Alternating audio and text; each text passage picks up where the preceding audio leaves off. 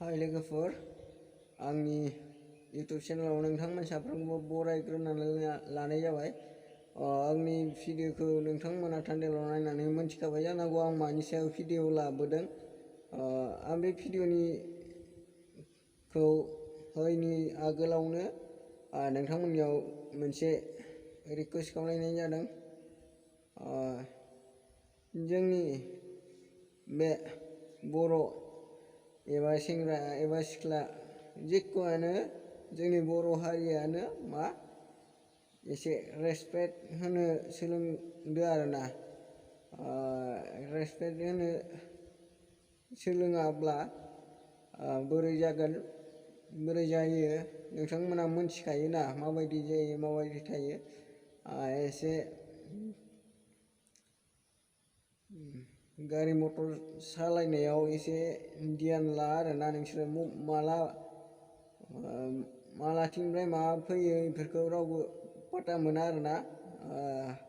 भिडिअखौ नायलांदो आरोना बिदिबा बिनि सायावनो मोननैसो ना नोंथांमोना आंनि चेनेलाव गोदानब्ला अननानै चेनेलखौ साबसक्राइब खालामनानै गालांदो आरोना अननानै प्लिज रिक्वेस्ट खावलायदों आरो लोगोसे लाइक एन्ड शेयार खालाम आरोना।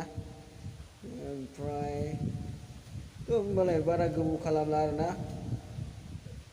भिडिअखौ नायदोनि लेट्स गो स्टार्ट नाउ। बारबो फैदों।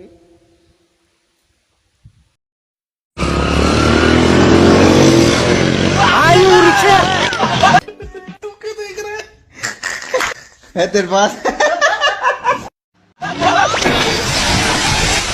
आईडी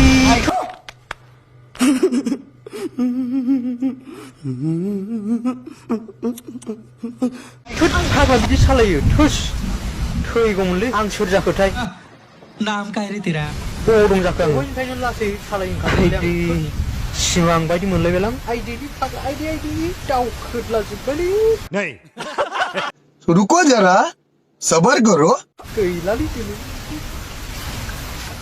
जोनोमाव दिनैसो खेबसे जाथ'दोंलै